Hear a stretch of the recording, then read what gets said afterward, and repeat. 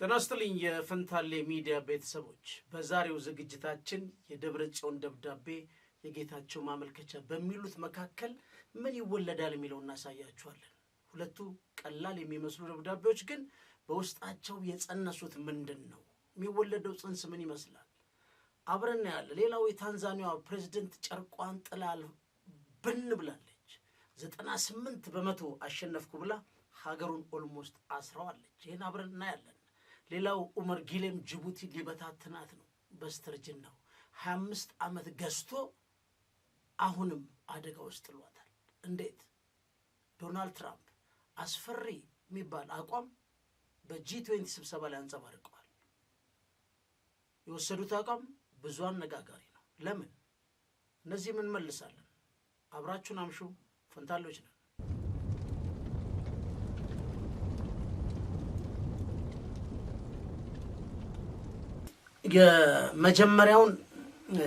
የመጀመሪያው ትላንት ፕሮግራም ከሰራም በኋላ የህዝባዊ ወያኔ ሓርነት ትግራይ በዶክተር ደብረጽዮን የተፈረመ ደብዳቤ አውጥቷል።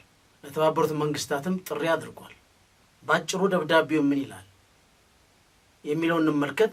ከዛ የጌታቸውስ ደብዳቤ ምን ይላል? የኢትዮጵያ መንግስት በሰው አልባ አውሮፕላን ድብደባ በመፈጸም በትግራይ ሰራዊት አባላትና በአካባቢ ባሉ ነዋሪዎች ላይ ጉዳት አድርሷል ሲል ይወነጅላል መግለጫው። ለተባበሩት መንግስታት ድርጅት ዋና ጸሐፊ በጻፈው ደብዳቤ የድሮን ጥቃቱ የፕሪቶሪያን ስምምነት በግልጽ የጣሰ ነው ብሎ ከሷል። ፓርቲው ባወጣው መግለጫ ይህንን የኢትዮጵያ መንግስት የፕሪቶሪያን ስምምነት በግልጽ ወደ መጣስ ተሸጋግሯል ሲል በደብዳቤው የጠቀሰው አቋሙን በይፋ አስተጋብቷል። በኢትዮጵያ ብሔራዊ ምርጫ ቦርድ ህጋዊ እውቅና ባለፈው ግንቦት ወር የተሰረዘዋት የፕሪቶሪያ ስምምነት ለመጣሱ ማሳያ ናቸው ያላቸውን ጉዳዮች ነቅሶ አውጥቷል። በአፋር ክልል የሚንቀሳቀሱ ታጣቂዎች በማደራጀትና በማስታጠቅ የኢትዮጵያን መንግስት የከሰሰው ህዝባዊ ወያኔ ሓርነት ትግራይ ይህንን የሚያደርገው ትግራይን ለማፍረስ ነው ሲል ይከሳል። ስትራቴጂውን ለማሳካትና የክልሉን ህዝብ እርስ በርስ እንዲጠፋፋ በማሰብ ነው ሲልም ወንጀላውን ከፍ ያደርጋል። እነዚህን ታጣቂዎች በመጠቀም ሌላ ዙር ጦርነት ለመክፈት የኢትዮጵያ መንግስት ዓለም አቀፍ ማህበረሰቡን ለማታለል የሚል ቋንቋ ነው የተጠቀመው። ሰፊ የማደናገሪያ ስራ እየሰራ ነው ሲል ህወሓት እንግዲህ ክስ አቅርቧል። በመግለጫውም በጥቂት ከዳተኞች የተታለሉና ሽፍቶች ሲል የጠራቸው ታጣቂዎቹን በቅርቡ ጊዜ በራያና ዘበ ወረዳ የከባድ መሳሪያ ተኩስ ከፍተው እንደነበር ይጠቅሳል። ፓርቲው ለተባበሩት መንግስታት ድርጅት ዋና ጸሐፊ ለአንቶኒዮ ጉተሬስ በጻፈው ደብዳቤም በፌዴራል መንግስቱ ይደገፋሉ ያላቸውን ታጣቂዎች ባለፈው ሳምንት መጨረሻ ፈጽመውታል ያለውን ድርጊት ዘርዝሯል። ከዛም በላይ የአፍሪካ ህብረትም የተባበሩት መንግስታትም በዚህ ጉዳይ ላይ የፌዴራል መንግስት ላይ ጫና እንዲያደርጉ ያሳስባል ደብዳቤው።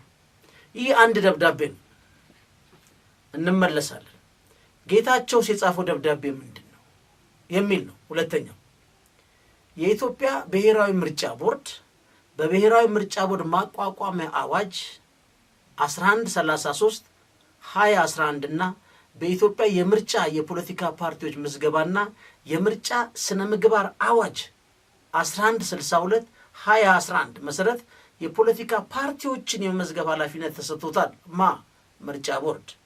በዚሁ መሰረት ይላል እነጌታቸው ረዳ ካህሳይ ዴሞክራሲ ስምረት ትግራይ ወይም ትግራይ ዲሞክራቲክ ሶሊዳሪቲ ፓርቲ በሚል ስያሜ ክልላዊ የፖለቲካ ፓርቲ የምዝገባ ጥያቄ ያቀረቡ በመሆኑ በአዋጅ ቁጥር 1162 2011 አንቀጽ 68 ንዑስ አንቀጽ 2 እና 3 መሰረት በፓርቲው ስም አርማ ወይም ሌሎች ጉዳዮች ተቋሙ ያለው ሰው ይቅረብ ይላል። የማስታወቂያ ከወጣበት ከዛሬ ጥቅምት 29 ቀን ጀምሮ 2018 ባሉት 14 የሥራ ቀን ይመስለኛል ውስጥ ለቦርዱ ተቋሙን እንዲያቀርብ ጠይቋል። የኢትዮጵያ ምርጫ ቦርድ ነው ይሄን ያሳሰበው። እነዚህ አሁን ስናያቸው ምን ማለት ናቸው? ከፌደራል መንግስት አንፃር እንመልከት። አሁን ብዙ ሰዎች ለህዝባዊ ወያኔ ሓርነት ትግራይ ደብዳቤ መጻፍ አይችልም ይላሉ። ሌሎች ደግሞ ፌዴራል መንግስት ለምን ምላሽ አይሰጥም የሚሉ አሉ። የጊዜያዊ አስተዳደሩ እያለ ህዝባዊ ወያኔ ሓርነት ትግራይ ለምን ምላሽ ይሰጣል የሚሉ አሉ። ብዙ የሚባል ነገር አለ።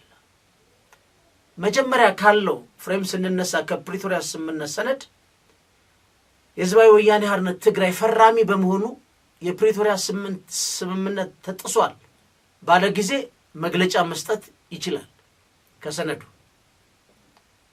ጥያቄው ግን አሁን ባለው በተጨባጭ በኢትዮጵያ ውስጥ ባለው ፖለቲካ በስምረት በህዝባዊ ወያኔ ሓርነት ትግራይ በፌዴራል መንግስት በምርጫ ቦርድ ያለውን ተጨባጭ ሁኔታ ስናይ ለምንድነው የፌዴራል መንግስት ለህዝባዊ ወያኔ ሓርነት ትግራይ መልስ የማይሰጠው የሚል ጥያቄዎች አሉ። ከተወነጀለ መመለስ ግን ፌዴራል መንግስት በህግ ስናወራ ወይም በህግ ተፈጽሟል በተባለው ስናወራ በፌዴራል መንግስትና በህዝባዊ ወያኔ ሓርነት ትግራይ መካከል ሌጋሊ ስፒኪንግ ከፌዴራል ተቋም አንጻር ግንኙነት የለም። ለምሳሌ ስለዚህ መጻፍ ፌዴራል መንግስት አይሰማምም፣ ምላሽም አይሰጥም። ምክንያቱም ምርጫ ቦርድ ሰርዞታል። ምርጫ ቦርድ የሰረዘው አካል ጋር ከኔ ጋር የህግ ግንኙነት የለኝም፣ ስለዚህ ምላሽ መስጠት አይጠበቅብኝም የሚል ጉዳይ አለ። በህዝባዊ ወያኔ ሓርነት ትግራይ በኩል ደግሞ ስትመጡ ፈራሚ ነን። አንድ ከዚህ በፊትም ባወጡት መግለጫ ምርጫ ቦርድ የምንመዘገበው ለምርጫ ውድድር ይሄ ስምምነት ሰነድ በተስማማነው መሰረት ከጨረስነው በኋላ በሚቀጥለው ሂደት ላይ ምርጫ ለመሳተፍ ነው። ስለዚህ አንደኛ ሪኮግናይዝድ ሆነናል፣ ሁለተኛ በተባለው ፕሮሲጀር ምርጫ ቦርድ አሁን ባለው ተጨባጭ ሁኔታ ትግራይ ውስጥ ጥያቄዎች ሳይመለሱ መመዝገብ አለመመዝገብ እንደ ኢሹ አይቼ አልከራከርም እና ህጋዊ ነኝ ብሎ ያምናል። በዚህ ውስጥ ከህዝባዊ ወያኔ ሓርነት ትግራይ ማዕከላዊ ኮሚቴ ስብሰባ እኛ እንደምናምነው ነው። ከዚህ በፊትም ደጋግመን ሰርተነዋል። በፖለቲካ የተሸነፉ ኃይልና አሁን የስምረትን ፖለቲካ ፓርቲ የመሰረቱት እነ ጌታቸው ለምን እንደመሰረቱ ጌታቸው ሲናገር ቲፒኤልኤፍ የሚባል ፓርቲ ሞቷል። መሞት ብቻ አይደለም፣ መሞትን አረጋግጠን የትግራይን ጥቅም ለማስጠበቅና የፕሪቶሪያን ስምምነት ለማስፈጸም ፓርቲ መስርተናል ሲል ተናግሯል። ስለዚህ እነዚህ ነገሮች ደብዳቤ አይደሉም፣ የሚያዋልዱት ጦርነት ነው። ለምን አሁን ባለው ተጨባጭ ሁኔታ ውስጥ ወይ ቢግ ፓወር ካልመጡ ወይም ኢትዮጵያ ውስጥ ሊደመጡ የሚችሉ ኃይሎች ካልመጡ በስተቀር ስሙዝ በሆነ ሁኔታ የሚሄድ ጉዳይ ነው። ለምሳሌ እነጌታቸው ከ14 ቀን በኋላ ህጋዊ ፓርቲ ይሆናሉ። ምርጫው ደርሷል ተብሏል። በእርግጥ ብዙ ሴትዮዋ ሲናገሩ ይደረግ አይደረግ እርግጠኛ አይደሉም። ግን ካለው የኢትዮጵያ ነባራዊ ሁኔታ ተነስተው የምርጫ ቦርድ ህግ ይስተካከልልኝ ኢቭን የማስፈረሚያ ቁጥሮች ፓርቲዎች የሚያመጡት እስከ መቀነስ ድረስ ሄደዋል። የአብላጫ ድምፅ የሚለውን በተመጣጣኝ ብለዋል። ይሄ ሁኔታው ስላስገደደ ነው ብለዋል ሴትዮዋ። እሱም ይሁን ምርጫው እንግዲህ አመቺ ነው ብሎ ምርጫ ቦርድ ትግራይ አካሂዳለሁ ቢል ምንድነው ይፈጠረው? ትግራይ ውስጥ ያለው ኃይል የፕሪቶሪያ ስምምነት እንዲፈጸም ደጋግሜ ጠይቄያለሁ፣ አልተፈጸመም፣ ግዛታችንም አልተመለሰም።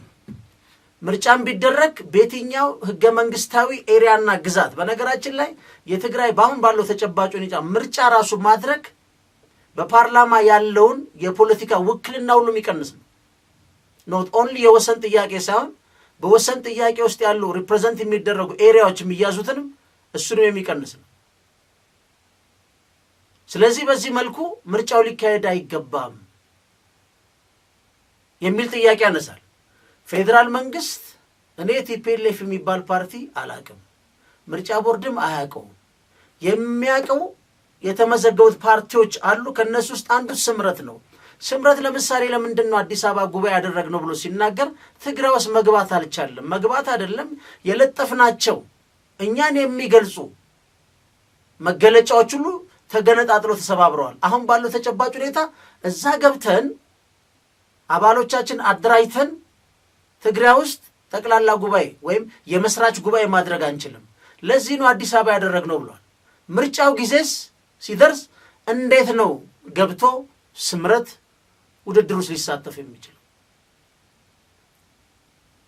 እነዚህ በጊዜው ካልተመለሱ ወይ ያገባኛል የሚል ኮንሰርን ያለው አካል እነዚህን ለመፍታት ካልተሞከረ፣ ስለዚህ ይሄ ሊፈታ የሚችለው ፌዴራል መንግስት ምርጫው መካሄድ አለበት፣ ህግ አስከብራለሁ፣ ትግራይ ውስጥ መካሄድ አለባት ተብሎ ኃይል ሲያንቀሳቅስ ኖ የፕሪቶሪያው ስምምነት አላለቀም፣ ግዛታችን አልተመለሰም፣ ዜጎቻችን ወደ ቦታቸው አልሄዱም የሚል ሌላ ተገዳዳሪ ኃይል ከትግራይ ይወጣል ማለት ነው። አሁን እንደሚሉት ማለት ነው። ወይም በነ ዶክተር ደብረጽዮንም በትግራይ ዲፌንስ ፎርስም በአንዳንድም ተቋሚ ፓርቲዎች ነይማንም ቅድም ሰማው ነበር ሲገለጽ በነበረበት ማለት ነው። ስለዚህ እነዚህ ነገሮች ትልቅ ፖለቲካ ነው። በነገራችን የጌታቸውም ደብዳቤ የቲፒኤልኤፍን መግለጫ ትልቅ ደብዳቤ ነው። ስቲል ኮንሰርን አለኝ እኔ ነኝ የፈረምኩት ብሎ የተባበሩት መንግስታት መጽሐፍ ቲፒኤልኤፍ በዛ ላይ ያለው ሮል የሚገባኝ ነው ብሎ ያምናል። ፌዴራል መንግስት አላቅም ይላል። በዚህ መሃል ደግሞ የቲፒኤልኤፍ ማዕከላዊ ኮሚቴ የነበሩት ደግሞ ቲፒኤልኤፍ እኮ ሞቷል፣ በቀብሩ ላይ ፓርቲ መሰረትን ይላሉ። ይሄን ሀገርን ባማከለ መልኩ በእያንዳንዱ ሰው ሊረዳው በሚችለው መልኩ የማናየውና ልንፈታው የማንሞክር ከሆነ ይሄ ብዙ ገጽ ወሬ ነው፣ ብዙም ዋጋ ያስከፍላል። አንዳንድ ሰው እሰማለሁ በሚዲያ በጣም አቅልለው ያ ሞቷል ይሄዳል ይላል። እንኳን ምርጫ ገብቶ ሊወዳደር መስራች ጉባኤ ማድረግ አቅቶት አዲስ አበባ ያደረገ ፓርቲ the promising እዛ ላይ ምንድነው ቀጣዩ ብሎ አላቶ መለሰ ምንድነው ያለው? ቀጣዩ የብልጽግና አቅም ይሆናል ስምረት ፓርቲ ብሎ ሶሊዳሪቲ እዛ ላይ መግለጫ ሰጥተዋል። እሱ ችግር የለም መብት ነው። ይሄን ቀጣይ አቅም የሚባለውን ግን መቀሌ ማድረስ እንዴት ነው የሚደረሰው? ምክንያቱም መሬት ላይ ያለው ተጨባጭ ሁኔታ የሚነግረን ሌላ ነው። ለዚህ ነው የጦርነት ድባብ አለ፣ ስጋት አለ፣ ጦርነት አይጠቅመንም፣ ቀድመን ችግሮችን እንፍታ የሚባለው ነገር ይሄ ነው። አላቅም ዛሬ አንድ ጽሑፍ አይቻለሁ በዞንና በዳክዬ የተጻፈ በዛ መልኩ የገቨርንመንት ፖዚሽን ነው ብዬ ባልወስዶም ያለው ተጨባጭ በዳክዬና በዞን የሚገለጽና ኤኒታይም ሶሉሽን ሊሰጠው በሚችል በዛ በተቃለለ መልኩ የሚቀመጥ ልዩነት ነው ያለው የሚለውን ነገር ለመግዛት በጣም ከባድ ነው። አሁን ያለው ተጨባጭ ኃይል አስተላለፎች ብዙ የኛ ፖለቲካ በነገራችን ላይ በቀጥታ ምን በተዘዋሪ ከአፍሪካ ቀንድ ጋር ተያይዟል። ሌላ ጊዜ መጣበታል። ግን ነገሮችን በሚገባቸው ደረጃ ሰጥቶ የሚቀድመውን አስቀድሞ ውይይት መክፈትና መነጋገር ካልተቻለ የጌታቸውን ማመልከቻ የደብረጽዮንም ለአንቶኒዮ ጉተሬዝ መጽሐፍ በሁለቱም መካከል የሚወለድ ልጅ አለ። አዋላጁ ማን ነው? ጊዜው ሲደርስ የምናየው ነው። የተወለደውን ልጅ የምትቀበሏስ ነርስ ማን ነች? ልጁ እንደተወለደ ልጅ እንዲሆን ወይም ሾተ ላይ እንዳይሆን እንግዲህ ሕክምናው የምትከታተለው ነርስ ማን ነች? እኔ አላውቅም። ግን it's a big politics ዋጋ የሚያስከፍል አካሄድ ነው በሁሉም ፓርቲ እየተከደ ያለው። ለዚህ አንድ መልስ የለው፣ ብዙ ነው መልሶቹ። የቱ ያዋጣል አላውቅም። ግን በተደጋጋሚ የምንለው ጉዳይ አለ።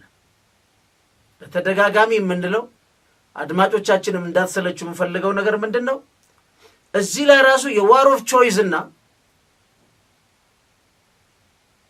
ሌላው ግን ዋር ኦፍ ኔሴሲቲ ማለት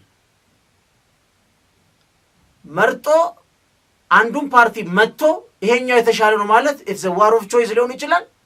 እዛ ያለው ፓርቲ ለህልውና በማንኛውም ዋጋ እታገላለሁ ለሚለው that is a war of necessity ሊሆን ይችላል። እንግዲህ ከአንድ ፓርቲ በወጡ ኃይሎች ትግራይ ተወጥራ ይሄን በእነሱ ልዩነት ውስጥ የሚወለድ አደገኛ ትግራይንም ኢትዮጵያንም የሚጎዳ ነገር እንዳለ አሻሚ አይደለም። ስለዚህ የተጻፉት ነገሮች አቅልሎ ማየት ሳይሆን ቦታና ክብደት ሰጥቶ ሊደመጡ የሚችሉ ኢትዮጵያኖችም ካሉ ይሄን ነገር በጊዜ ማየት መፍታት ጥሩ ነው። በህግ ብቻ የሚፈታ ነገር የለም። እንትናን ህጋዊ እንትናን ህገወጥ በሚል ሲምፕል በተቃለለ ቋንቋና አማርኛ የሚቀመጥ ነገር አለ ብዬ አላምንም። ግን ሳይረፍድ እንደዚህ አይነት ችግር ውስጥ ከመግባት በፊት ነገሮችን ማየት መነጋገር በሰጥቶ መቀበል ማለቅ አለበት ነው የምንለው እኛ ቦተም ላይ ነው። በምንም መልኩ ኢትዮጵያ አይደለም ለስምረት ለቲፒኤልኤፍ እና ለብልጽግና ሌላ 10 ፓርቲ ቢወዳደር አገሪቷ ትበቃለች። አገሪቷ እኮ ለኢትዮጵያ ሕዝብ በቂ ነች። አገሪቷ በቂ ያልሆነችው ለኢትዮጵያ ፖለቲከኞች ነው፣ ለፖለቲካ ኤሊቱ ነው፣ ለኦርዲናሪ ሲቲዝን ለኛ አይነት አትክልት ተራ ሸምቶ ለሚበላው እኮ ችግር የለውም። ይሄ ከበድ ያለው የፖለቲካ ልሂቃን ኤሊቱ ኢኮኖሚውን በአንድም በተዘዋሪ የተቆጣጠረው ኃይል መካከል ያለ ግጭት ነው። ግን ለኦርዲናሪ ሰው ችግር የለው። ግን ከፍ ያለ ነው። ኤሊቱ ሲባላ ኦርዲናሪው ተሳተፈም አልተሳተፈም አብሮ ይታጨዳል። ስለዚህ ሁላችንም ችግር ነው። በአንቶኒዮ ጉተሬዝ ላይ የተላከው ደብዳቤና ምርጫ ቦርድ የገባው እነጌታቸው ማመልከቻ ተራ መግለጫዎች አይደሉም። ሁለቱም ግዙፍ ጦርነት ይዘው የሚመጡ ናቸው። ፎር ሹር ሶሉሽን ካልተሰጣቸው ብዙ አመን ነው ጋዜጠኝነት ላይ የሰራነው። ይሄንም ለመተንተን የሚያል ዕውቀት አንሰን ለመረዳት ማለት ነው። ግን አይጠቅምም። ሳይዘገይ በራችን ዘግተን እናውራ ነው የምንለው። ፈንታሌዎች ነን። አብራችሁኑ ቻናላችን ላይክ ሰብስክራይብ ማድረጋችሁን አዘንጉ።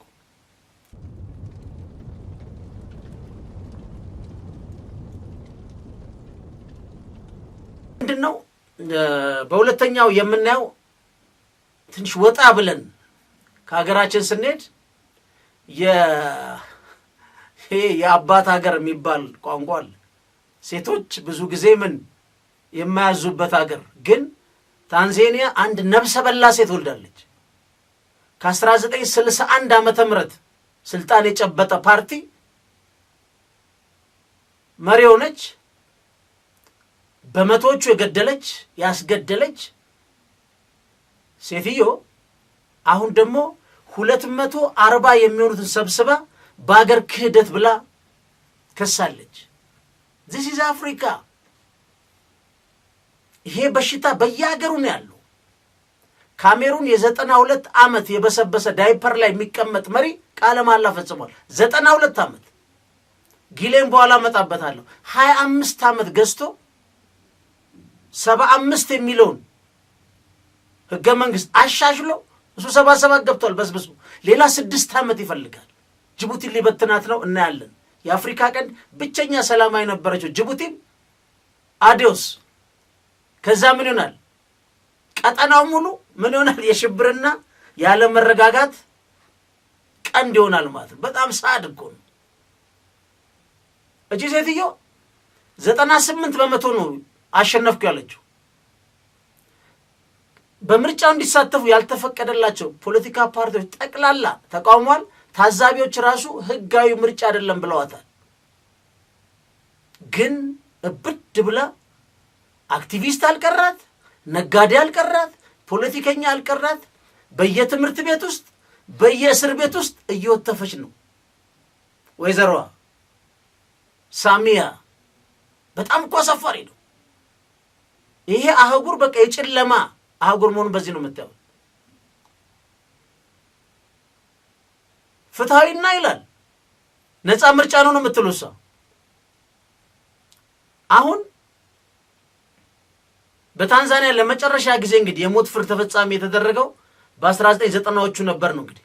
አሁን በአገር ክህደት ከተከሰቱት መካከል አንድ ታዋቂ ነጋዴ አለ፣ ጄኒፈር ጆቪን የሚባል ሰውዬ። ይህን ሰውዬ በአገር ክህደት ከሰዋለች፣ ልትገለው ማለት ነው። በአስለቃሽ ጭስ እንዳትጠቁ እባካችሁ ልጆች ማስክ እንኳን አርጉ ብሎ የሆነ ቦታ አድቫይስ ሰጥቷል ብላ እኮ ነው። በጣም እኮ የሚያሳፍር እኮ። ሌላው እዚህ ላይ የማህበራዊ ተጽዕኖ ፈጣሪዎችን ጠቅላላ ለቃቅማ አስገብታለች። በነገራችን ላይ ኮንጎ፣ ኬንያ ገብተዋል። በነገራችን ላይ ተቃውሞ ውስጥ ማለት ሪጅኑ በቃ አልተረጋጋም። የሚገርማችሁ ነገር አሁን ቅድም ዊሊያም ሩቶ ዜሌንስኪ ምን ብሎ ይለምነዋል? እንግዲህ ኬንያ በጣም ስራ አጥ በመብዛቱ የተነሳ ዜሌንስኪ በገንዘብ እየመለመለ የኬንያን ልጆች ወስዶ ከሩሲያ ጋር ያዋጋል። እግዚአብሔር ያሳያችሁ። ወደ 17 የደቡብ አፍሪካ ዜጎች ከፍተኛ ገንዘብ ይከፈላቸዋል ተብሎ እነሱን ተጭነው ዜሌንስኪ አገሩ አስገብቶ እያዋጋን። ሩቶ የለምነው ነበር እባክህ ሴፍ የሆነ መንገድ ስጣቸው እያለ ምን አለው? ኮንሲደር አድርገዋለሁ ነው ያለው። እንግዲህ ስርዓቱ ሜርሲነሪ የሆነ ተከፋይ ነፍሰ ገዳይ ሆኖ ስልጠና ወስዶ ስራ ሆኖ ማለት ነው። ነፍሰ ገዳይነት ይሄ በላቲን አሜሪካ የተለመደ ነው። ዩናይትድ አረብ ኤሚሬት፣ ሱዳን ላይ በርካታ የኮሎምቢያ የምናምን እነ ቬኔዙዌላ ገዝታ መታ የእሷ በደንበኛ መገለጫዋ ነው። ቅጥረኛ እያመጣች እያሰማራች ማስጨረስ ማለት። አሁን የታንዛኒያ ፖሊስ ቃል አቀባዩም እንደሚለው አንዳንድ የውጭ ሀገር ዜጎች ወንጀል ለመፈጸምና ሁከት ለማነሳት በማቀድ በህገወጥ መንገድ ድንበር ተሻግረዋል ይላል። ግን እሱ አይደለም ሁሌ ቀውስ እንደ ዶሚኖ ኢፌክት ነው የሚጋባው የሚሉት። እችን ሴትዮ መገልበጥ ቢችሉ የእሷ መገልበጥ ሌሎቹን ሊያነቃንቅና ሊያፈራርሳቸው የሚችል ሌላ ወጣቶች ገብተው ነው። በደንብ ስለተቀጣጠለ የታንዛኒያ ቀውስ እዛ ውስጥ ገብተው ነበር። ሌላው ምንድን ነው? የኬንያ ወጣቶች ተሳትፈዋል፣ ተደብድበው የተገደሉ አሉ። አሁን የኬንያ ቤተሰቦች ሰግተዋል፣ እየጠየቁ ነው ታንዛኒያን ኢቨን ሬሳ ለመቀበል። ግን ምን አዘዘች ሴትዮ? እያንዳንዱን ሬሳ ለቅማችሁ ሰብስባችሁ ልክ እንደ ገንዘብ ወደ መንግስት ካዝና አስገቡልኝ። ይዘህ የምትሄደው ሬሳ የለም። ሴት ነች በነገራችን። ይሄን በቃ የድንቁርና ጥግ ያለበት አህጉር መሆኑን በዚህ ነው የምታዩት። የኬንያ ውጭ ጉዳይ ሚኒስትር ቤተሰቦቻችሁ ያሉበትን ሁኔታ፣ ስጋቶች የት እንዳሉ ዝርዝራችሁ ስጡኝ ብሎ በይፋ ጠይቋል። በግል ትምህርት ቤት የታሰሩ መምህራኑን የተደበደቡ በርካታ ሴቶች አሉ። ስለዚህ ታንዛኒያ ቅኝ ግዛት ከወጣች ጀምሮ አንድ ፓርቲ ነው። ስልጣን፣ ገንዘብ እጅግ አደገኛ መሆኑ የምትረዱት በዚህ ነው። አንዳንድ ጊዜ ለምን ለቆ አይሄድም የሚባል ጨዋታ አለ። ስልጣን ልክ የለም በቃ ብሎ እንደዛ። የአፍሪካ ስልጣን ሁሉ ነገር ነው። ትዘርፋለህ፣ ልጆችን የፈለክ ቦታ ታስተምራለህ፣ ዘመዶችን ስራ ታስይዛለህ፣ ትገላለህ፣ ታስራለህ። ይሄ ሁሉ ስልጣን ነው። ተጽፎ የማይሰጥ ስልጣን ስለሆነ አፍሪካ ውስጥ ማንም በቀላሉ ስልጣን አይለቅም። አንዳንድ ሰው እኮ ከሆኑ የቢሮ ኃላፊ ስታነሱት ከነሚስቱ ባለስልጣን ቤት ሄዶ ያለቅሳል። ምን በድለን ነው ምን አጥፍተን ነው የሚለው። ምክንያቱም በዛ ቢሮ ደረጃ የተቋቋመ ቤተሰብ ወርዶ መኖር አይችልም። በህዝብ ገንዘብ በአመት 2 የምታናፍሰው የቤተሰብ ሳሎን ውጭ እየወሰድክ ወርደህ አመት ሙሉ ካልተናፈሰ ይሸታል። ሽታው ደግሞ ቤተሰብ ይበትናል። የተለመዱ ሽቶዎች አሉ። በስተርጅና የናይት ክለብ ዳንሶች አሉ። ይሄ ሁሉ የህዝብ ሀብት ነው። በቀላሉ ለቀው የምትሄደው አይደለም። ለዚህ ነው በየአፍሪካ ሀገር መጫረስ መተላለቅ ያለው። አሁን እቺ እናት ነች። ወንዶቹስ በአንድ ስሙን ግን ከ700 በላይ ገላ አሁንም ግን እያሳደደች እየፈጀች ነው ያለችው። ለዚህ ነው ምክትል ፕሬዝዳንት ሆና የመጣችው። ግን ነብሰ በላ ገዳይ ነች። ለነገሩ በ1961 የተመሰረተን ፓርቲ ሾልካ እዛ ድረስ ልትመጣ አትችልም። ፔኔትሬት አድርጋ እስከ ምክትል ፕሬዝዳንት ልትደርስ አትችልም። ስንቱን ቆርጥማ በልታ እንጂ። እና ታንዛኒያውን በጣም በሚያሳዝን ሁኔታ ነው ያለው። እንደምታውቁት በኮቪድ ነው ማጉ ፉሊ ነው የሚባል ምናምን ፕሬዝዳንት ላጥ ብሎ የተሸኘው ያን ጊዜ ነው የመጣችው። ታንዛኒያ ወዴት ትሄዳለች? አብረን ምን ይሆናል። ቀጥለን አቅራቢያችን ለኛ አደጋ ለኛ ሎጂስቲክ ጉሮሮ ቀጥተኛ አስተዋጽኦ ያላት ጅቡቲን ደግሞ ጊሌ ሊያበሰብሳት ነው። እንዴት? አብራችሁ ነው።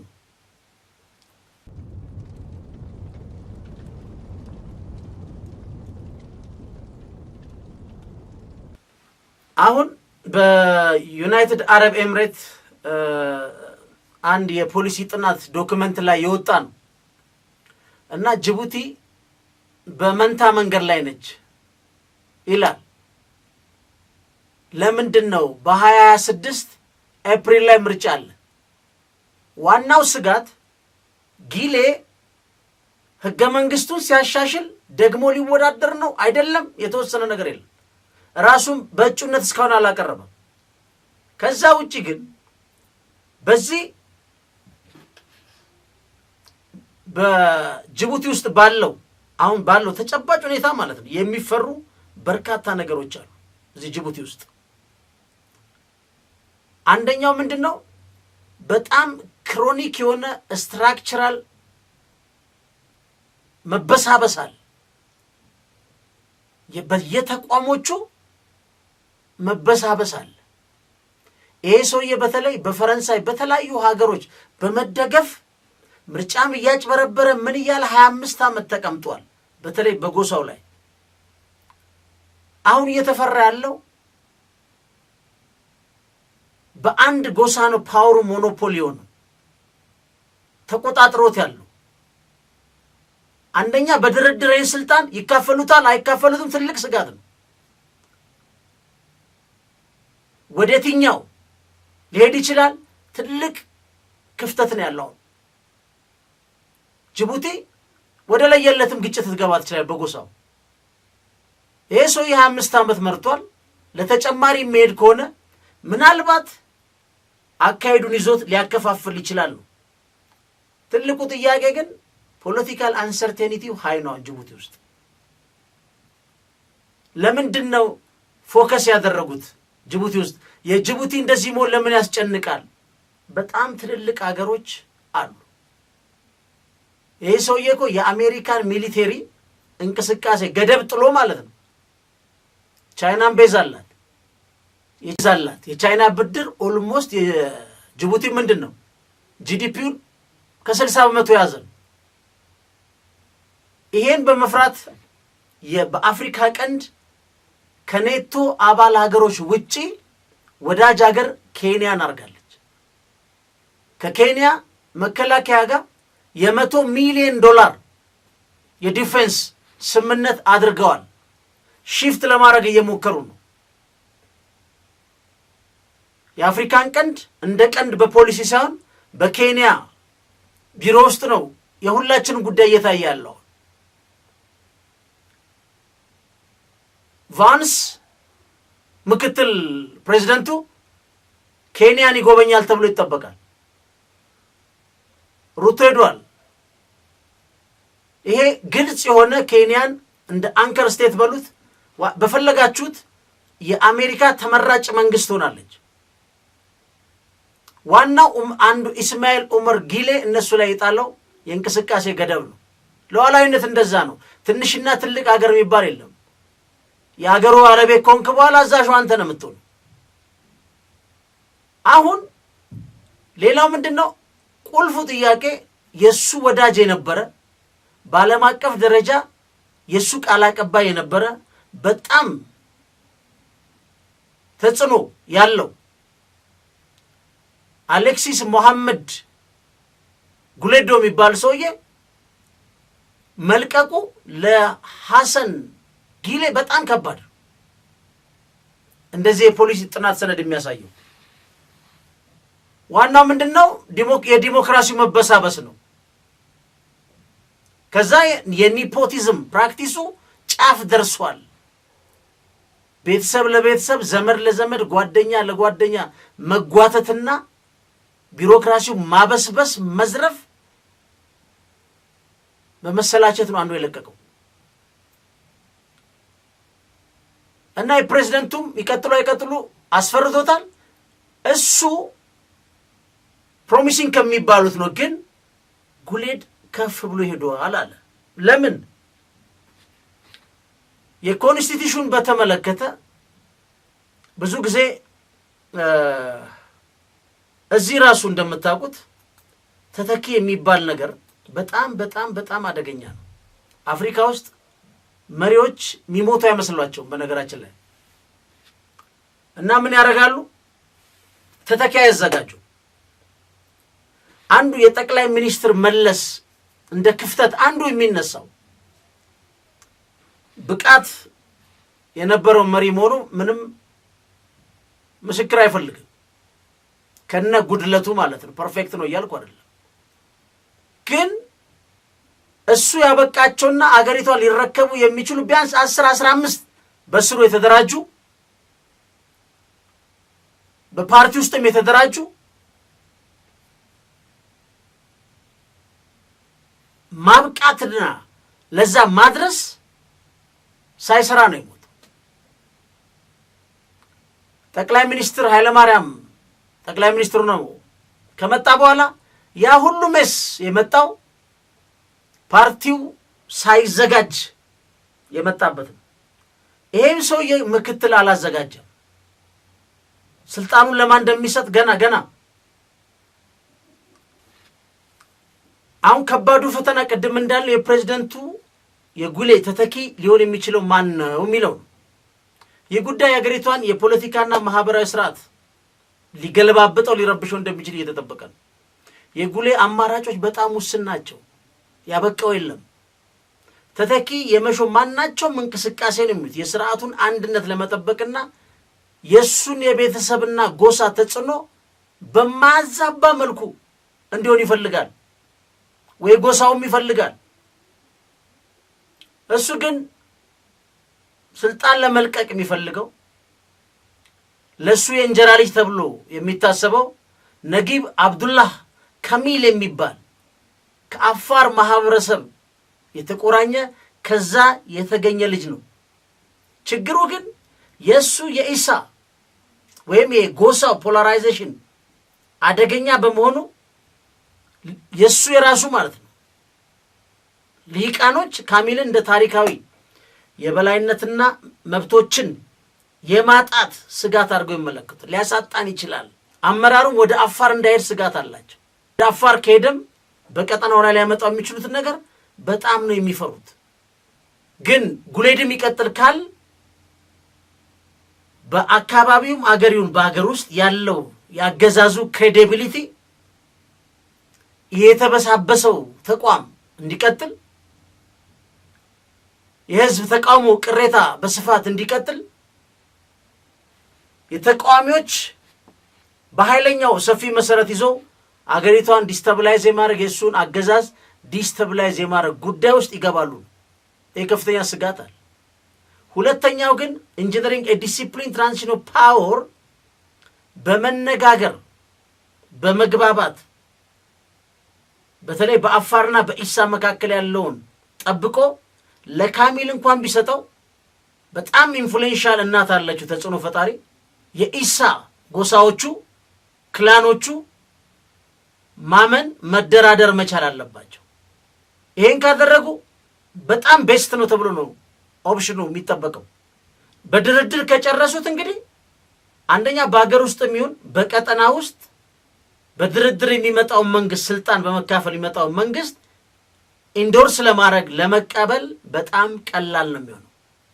ፕላስ ኮንትሮልድ ኤንድ ስቴብል ትራንስፈር ኦፍ ፓወር ይኖራል ማለት ነው። አገሪቷ ሳትንገራገጭ በጥንቃቄ ስልጣን ይሸጋገራል። ያ ሶማሊያን ቤስት በሆነ ሁኔታ ያረጋጋል ተብሎ ይመከራል። የሚጠበቀውም እሱ ነው ከተቻለ ጊሌ ካልቀጠለ ማለት ነው። ሌላው ምንድን ነው? ኤሌክቶራል ፕሮሰስ ኮንትሮል ባይ ኢሳ ካንዲዴት የሚሉታል። በኢሳ ካንዲዴቶች የተያዘውን የኤሌክቶራል ፕሮሰስ እዚህ ላይ የሚሆኑት ምንድን ነው? ኢሳዎቹ ከካሚል ጋር ከአፋሩ ልጅ ጋር ከእሱ እንጀራ እናት ልጅ ጋር ክፍተቱ የማይጠብቅ ከሆነ እነሱ በዚህ ከፍተኛ ውክልና ያላቸው ኢሳዎቹ ወደዚህ ሊያመጡት ይችላሉ። ትልቁ ጥያቄ ምክንያቱም ኢሳ ኢሊት ፐርሲቭ ኤ ሺፍት ኢን ፓወር ዳይናሚክስ ፌቨር ኦፍ ዘ አፋር ለአፋሮቹ የተሻለ ጠቀሜታ ያመጣል ተብሏል፣ በተለይ ካሚልን በተመለከተ። ስለዚህ ወደ ምርጫ ይገፉታል ማለት ነው።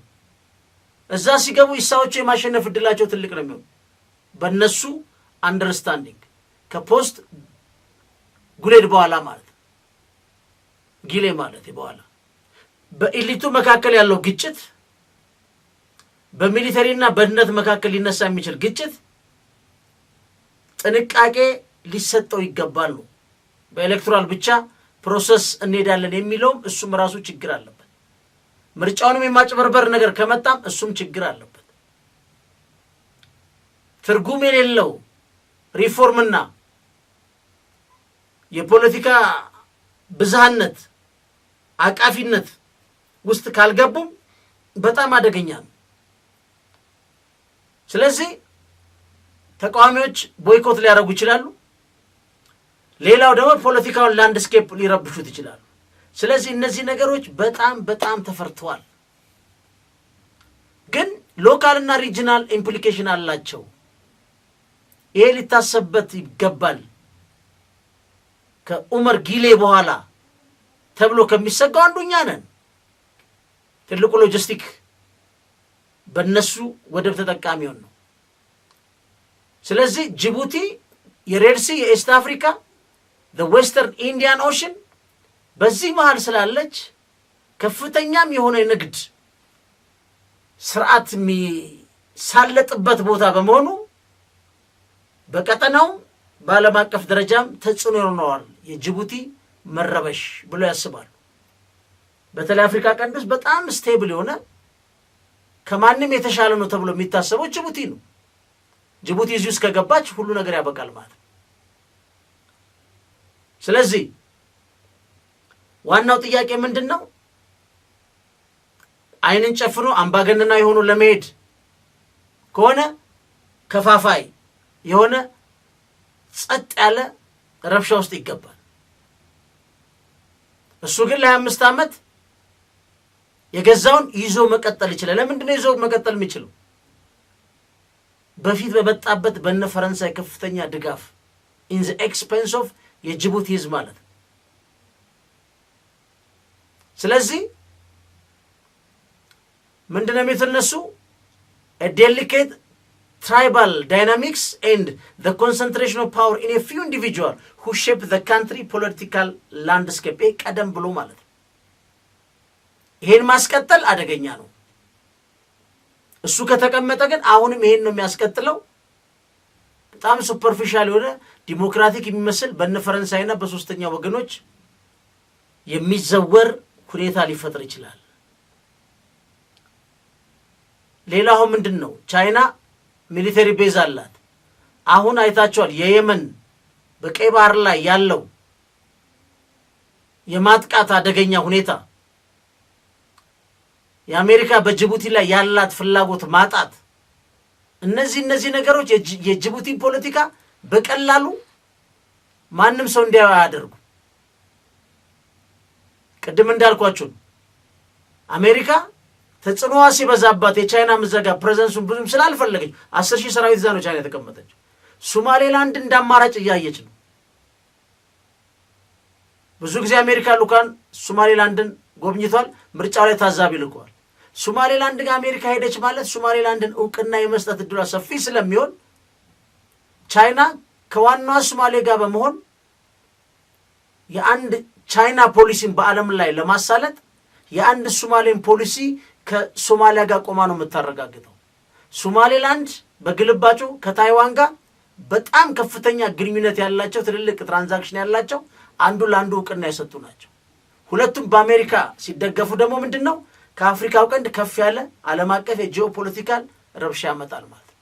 ይሄ ሁሉ የአሜሪካ በጅቡቲ ውስጥ ደስታዋን እያጣች መምጣት ነው። ይሄን ያደረገው ደግሞ ዋናው ጊሌ ነው። ምክንያቱም የዩናይትድ አረብ ኤሚሬት ዲፒ ወርልድ ከዛ ሲባረር ያንም ያህል ግዙፍ ወደብ የተረከበችው ያደሰችው ያበደረችው ማነች? ቻይና ነች። ጊሌ ቻይናን የሚናገርበት አቅም የለው።